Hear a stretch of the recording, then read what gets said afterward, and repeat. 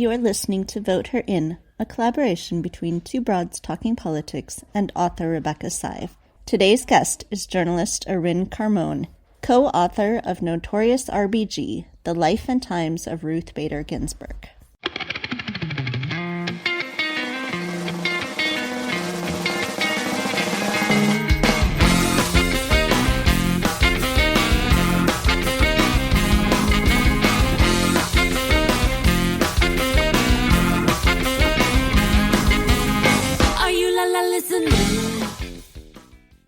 Hi everyone, I am Kelly and this is Vote Her In. Vote Her In is a collaboration between two broads talking politics and author Rebecca Sive.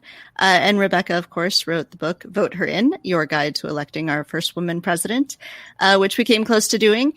We're at just not quite 100 days of our first woman vice president. So exciting celebration for that. And I'm going to turn it over to Rebecca to introduce our guest. And when Rebecca introduces our guest, you'll understand why I am wearing my RBG shawl. So hi, Rebecca. Hi, Kelly, and good to see you, especially in that shawl. So welcome, everyone. We're delighted to be with you this evening and with our very special guest, Irin Carmon, who, as most of you probably know, wrote a wonderful book.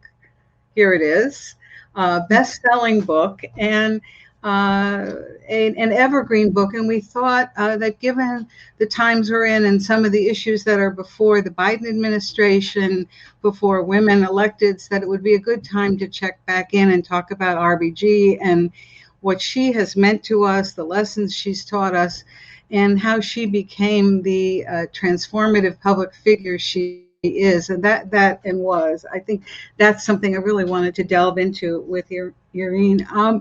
I wanted to just say in a personal note to start out that I met RBG, she wasn't known by that term, back in the 70s when I started my career, I guess, as a women's advocate. She and my father served together on the executive committee of the New York City Bar Association. And she was the only woman at the time, I believe, although she wasn't the first woman. You probably can tell us that, Irin. But it was something I said to my father at the time when I was starting out. I said, I would really like to meet her. Can I meet her when I come to New York from Chicago sometime?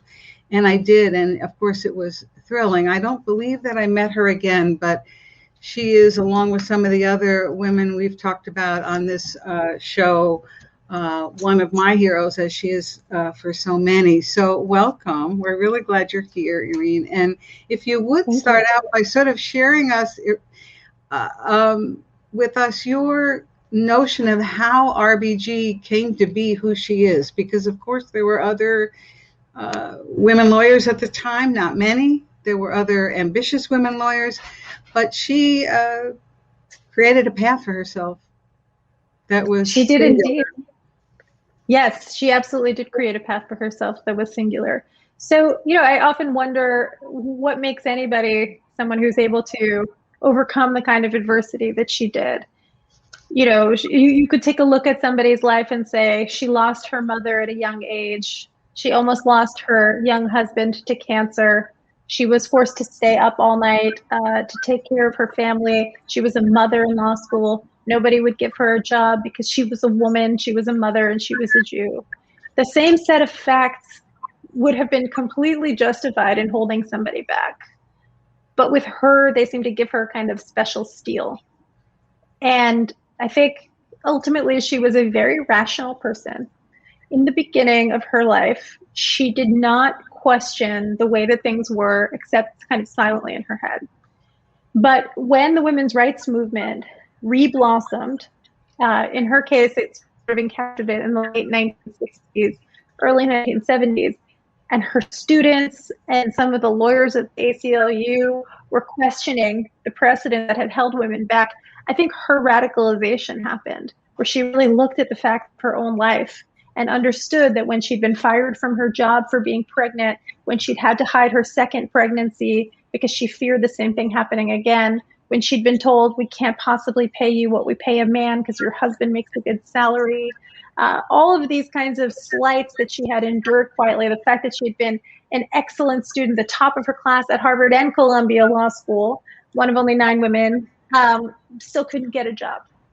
None of that became a kind of political ideology for her until she understood her own experience in the context of the law. And she understood that for more than a century, the Supreme Court had enshrined gender discrimination as part of the US Constitution, had said that it was a favor. I think it just really offended her sense of rationality. I mean, this is somebody who truly loved the law, and she thought it was arbitrary and diminishing of individual humanity to say that the law could dictate what it meant to be a woman and also dictate what it means to be a man. And so I think she really saw that as both an intellectual and a humanitarian challenge. And somehow she had a brilliant mind, but we know that that's not enough. She had a fierce determination that I think her early life had really instilled in her. And that combination, combined with, she often gave credit to the fact that people like Polly Murray and Dorothy Kenyon had laid the groundwork with the activism and the ideas that they had begun long before her. And her students, those questioning, rude baby boomers who showed up in her classroom, were the ones that forced her to actually question. So I think it was a combination of who she was, and she always said that it was about the time that she lived in. So I have the young readers edition that I have shared with my sons. And in both the young readers edition and the grown-up version of this book, you have a section called How to Be Like RBG. And can you talk a little bit about why you and your co-author wanted to include something about how to be like RBG, and what the qualities that you think that we can all sort of bring into our own lives, and how that helps us as women activists? I mean, in so many ways, she was extraordinary. And I think it feels almost impossible to imagine living a life the way she did. I mean, she barely slept.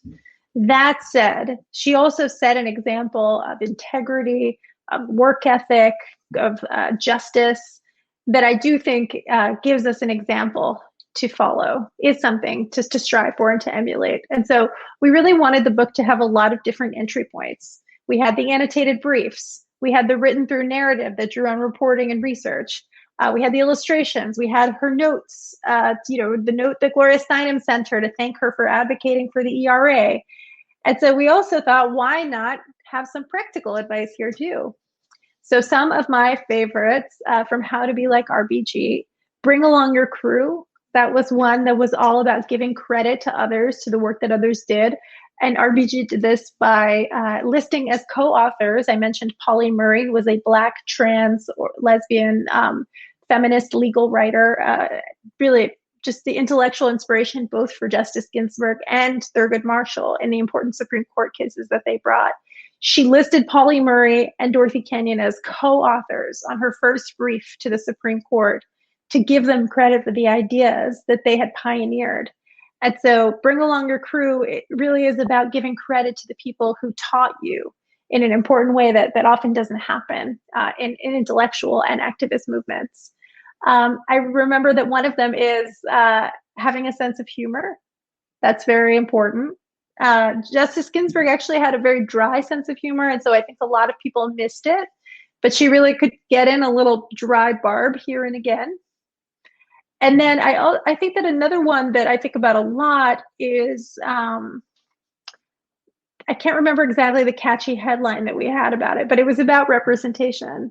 And Rebecca has done so much important work on this, but one of Justice Ginsburg's pithiest sayings was that women belong everywhere where decisions are being made. And that is all kinds of decisions in public life, decisions in the domestic sphere. Women belong everywhere, including running things. So that's definitely a way that we could try to be like RBG, is to always represent.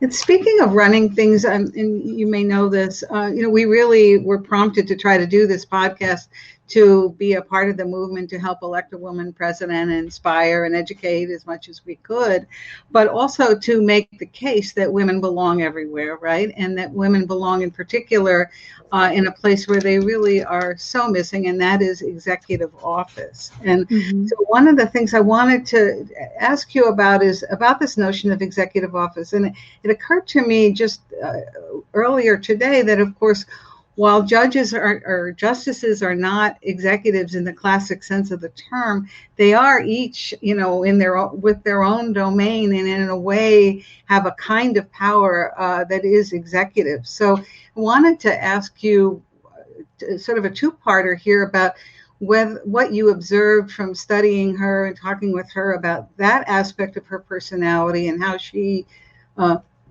was in charge, as a judge, right? Even when she was dissenting. And secondly, if you could share from your own perspective, from your knowledge of Israel, having been born there, and of the U.S. politics, what you see as the opportunity for women, and particularly women lawyers, to seek executive office. How ought they go about it when we have had such woeful underrepresentation so far?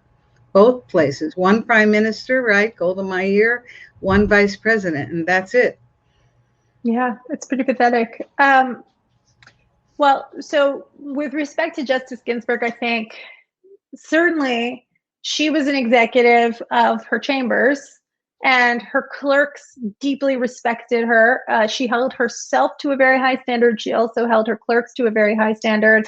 Not in an abusive way, just in an extremely detail-oriented and focused way, in which she always counseled her clerks, young people who worked for her, help her draft decisions, help her research, to get it right and keep it tight. But getting it right meant doing mountains of research, and it meant, really giving due to the other side, really thinking about the fact that somebody was going to win and somebody was going to lose, and how to approach that with great integrity. I do think often about the fact that it was easier for the public to love RBG because she never asked for their votes. And there's a difference, right, between having Bill Clinton eventually, and by the way, it took him a while to get there, but Bill Clinton eventually give you the nod, literally in the rose garden, handed her the rose in effect, but she never asked the public, choose me. And my friend and colleague, Rebecca Sive, has often pointed out how people are much more likely to respect and admire women when we don't perceive them as seeking power. And RBG was never in a position to seek votes. And it certainly wouldn't have been in her temperament, because she was a reserved, shy woman who was a giant intellectually and an incredibly precise lawyer and then judge. She was not the kind of person who was going to glad handle.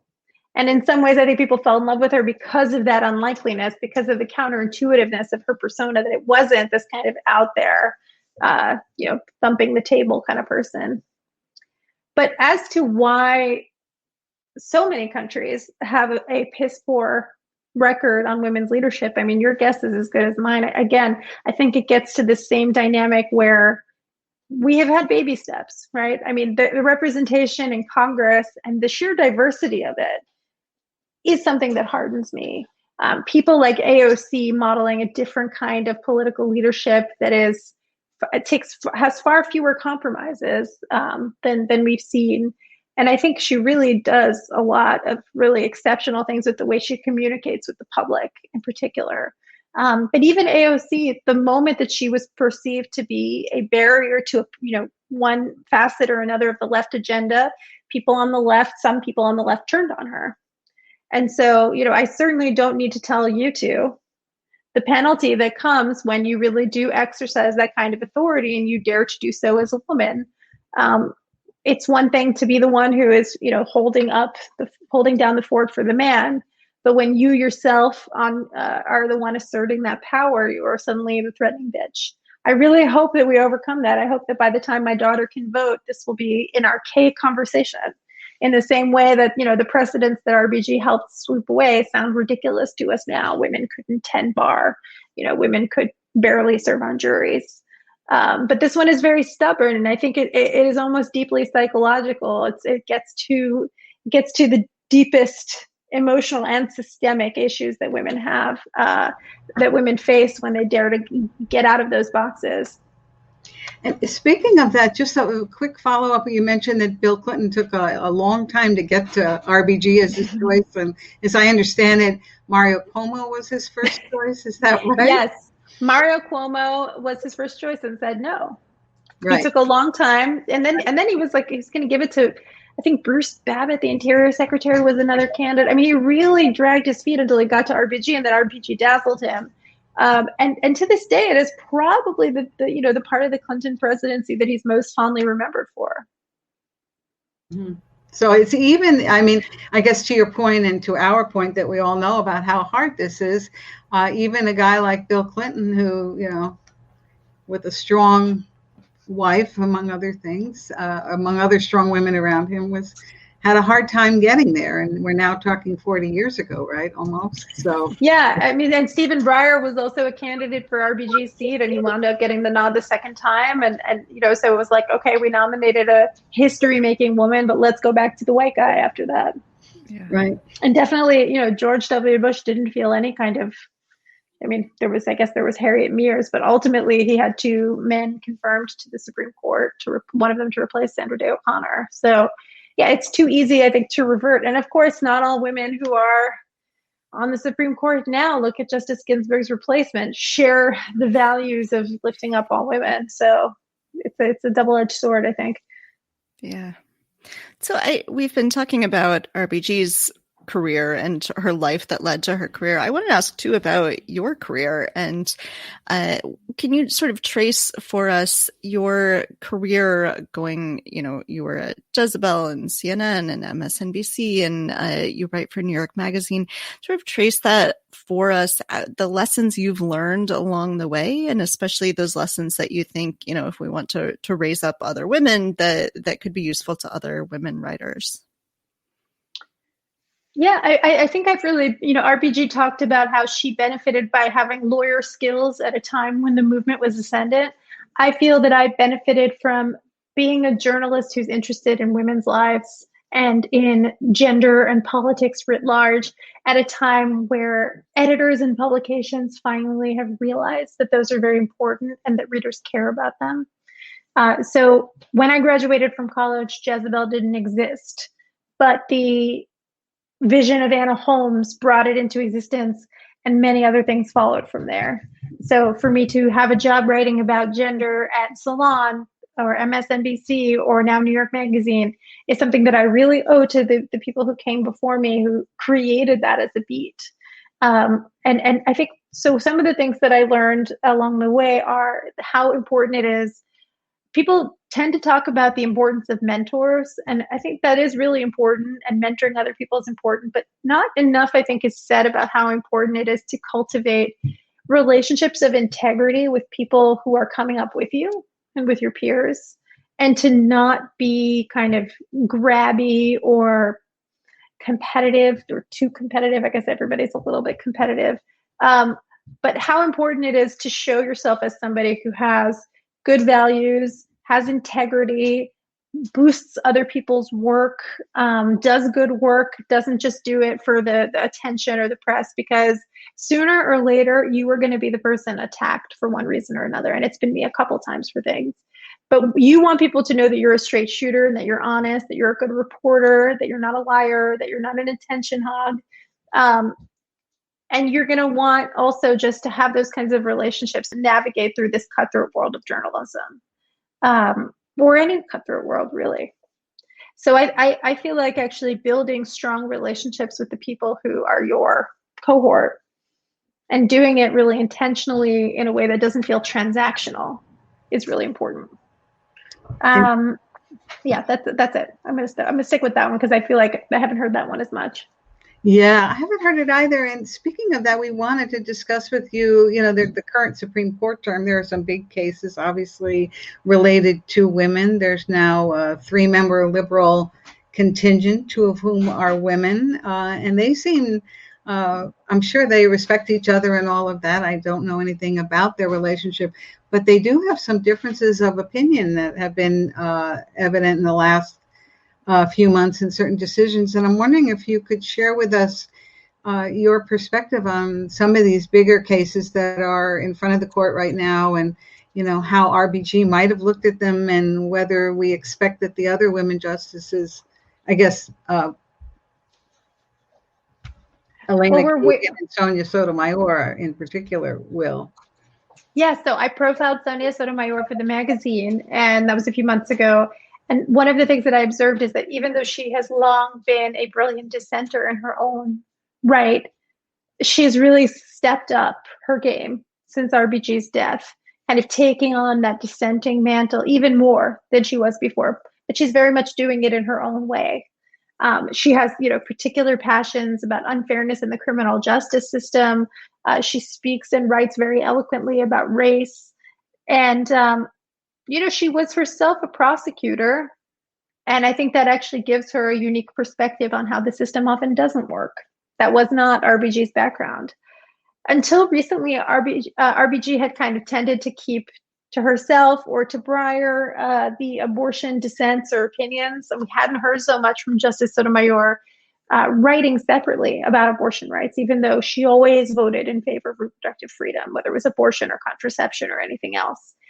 But after RBG's death, there was, what's known as the Shadow Docket, one of these opinions that one of these cases that come up not through the normal process of the Supreme Court, where there is an oral argument, there aren't briefs. It comes up through kind of an emergency motion, and we don't even really know who votes unless they tell us who votes what way. And this concerned the Trump administration blocking access to abortion in the pandemic, forcing women to go to clinics when they could get their abortion medication through the mail, like other people were getting telemedicine for other medical services. And, because abortion is not treated like regular healthcare, it was being blocked. And the FDA under the Trump administration was defending this.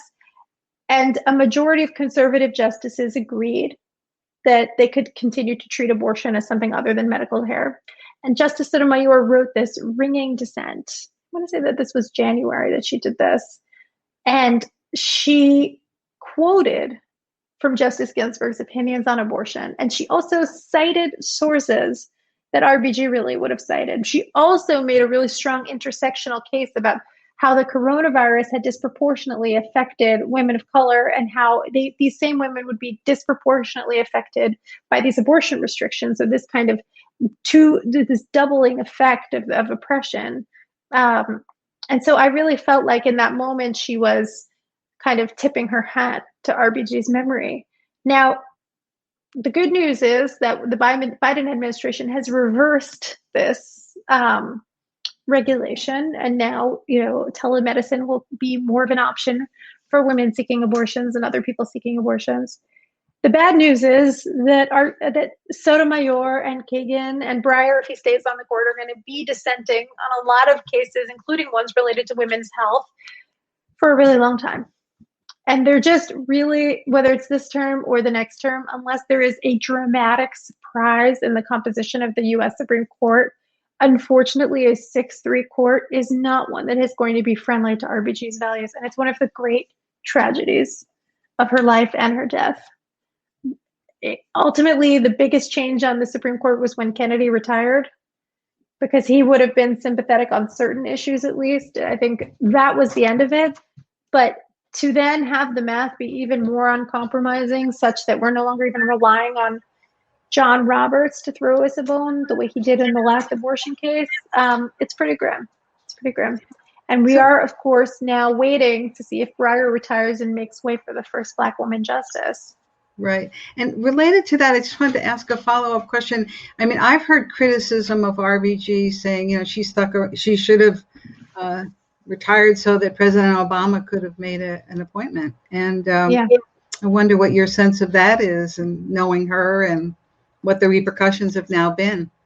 Yeah, I think it's very obvious that she should have retired under the Obama administration, because unfortunately she was not immortal. But I guess there's a difference between what would I have done And why am I not RBG? And why would RBG, and trying to understand why it was that RBG makes the decision. Again, me not being anything like her. And so, you know, somebody who knew her said to me before she died, this, and I kind of incorporated this idea in my obituary essay, which is to say that, you know, if she had listened to other people about what to do or how to proceed or what was possible, she wouldn't have accomplished everything that she did. And her stubbornness was usually a virtue. It was usually doggedness. I really do think she felt like she could hold out. She was not the only person who also didn't believe that Donald Trump would be president. She really thought that Hillary Clinton would appoint her successor. If Merrick Garland had been confirmed to the US Supreme Court, she would have been the de facto majority leader. She would have been the senior justice in a liberal majority, and she was aching for that to be the case. So she thought, okay, Hillary wins. I am the senior justice in the majority. I can do some, this is my imagination, I can undo some of the damage of the Roberts Court. And then, of course, Trump wins, and she thinks, well, what choice do I have but to hang on? I also think there's some significance to the fact that I mentioned that in her early life, she really kind of just accepted the fact that she was marginalized, all the different ways that she was marginalized on the basis of her gender, her religion, her motherhood status. As a result, like many women, she really didn't start to live the professional life that she wanted to live until later, especially women of her generation. And so she was 60 when she was appointed to the US Supreme Court. Today, that would never happen. I mean, the justices that the Republicans appoint are getting younger and younger. Democrats are probably going to follow suit. And so I just think she wasn't ready. Now, of course, much more was at stake than her own personal journey. But if you want to understand why she made the decision that she made, I think that's why. So I wanted to ask too about the Me Too movement. You were instrumental in writing and collaborating with the Washington Post on the Me Too allegations against Charlie Rose. And I read a terrible tweet today, someone saying, Me Too is just hamstrung by, women just never learning how to be uncomfortable. And I want to sort of think through what is next for Me Too, where it should be going, how we should be continuing to sort of push forward this really important movement that's been happening. So, of course, the fall of 2017 was not the first time that people have organized to fight sexual assault and harassment. But it was the first time that I can ever remember the public's attention and the level of participation being as broad and as sustained. I kept thinking, when is this going to end? Because there's always been these blips where suddenly everybody is focusing on something that is, unfortunately, a persistent and endemic problem that you can find anywhere that you go.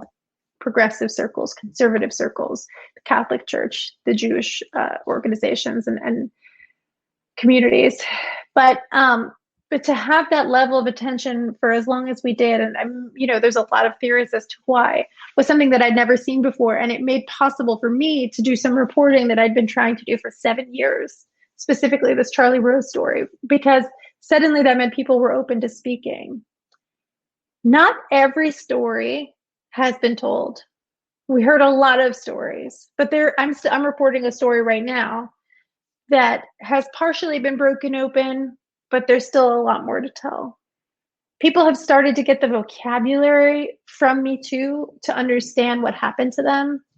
I speak to people all the time who they chose to report only in the last couple of years because they suddenly understood that what they'd understood to be vaguely bad, but they blamed themselves, or they didn't think that it was worth doing anything about, they can now see differently. So I would say that even the kind of elementary basic work of the beginning of Me Too, which was actually naming and in many cases formally reporting this kind of abuse of power, that's still happening. That definitely is not over. What's different is that there's a lot more fatigue. There isn't that sustained attention. A lot of people think it's over. And I think that, unfortunately, is more like the way things were before, which is that people just don't care. And I wish that more people cared. And I think as a journalist, it's incumbent on me to make people care about anything that matters. including abuses of power. And so, a striking thing is that incredible reporting has been done about Andrew Cuomo. Right. But there is a kind of sense of malaise about it. It may be that there's more to come out, or the investigation will take a different shape. He's wounded politically, but he has not resigned. And I think that's following the example of Donald Trump. Donald Trump, of course, the ultimate case of impunity, maybe not for much longer. E. Jean Carroll's case is still making its way through the courts. So to me, it feels like the next step is to just finish the job. And speaking of finishing the job and the next step, I think that's what we want to take away from talking with you today, and from looking at Notorious RBG and understanding that she stayed up late, she got up early, she kept on working. And even if there is that malaise out there that you speak of, that we will try to follow in her footsteps and do the same. So thank you so much for joining us and sharing your wisdom on this heroine of all of ours, and we'll just keep on marching. So thanks again. Thank you to both of you. Thank you. I will wave my little RBG action figure as we sign off. Great shawl. I love that shawl. Thank you. The Vote Her In segment is a collaboration of Two Broads Talking Politics and author Rebecca Sive. Our theme song is called Are You Listening, off of the album Elephant-Shaped Trees by the band Immunuri, and we're using it with permission of the band. Our logo and other original artwork is by Matthew Weflin and was created for use by this podcast. You can contact us at twobroadstalkingpolitics@gmail.com or on Twitter or Facebook at Two Broads Talk. You can find all of our episodes at twobroadstalkingpolitics.com or anywhere podcasts are found.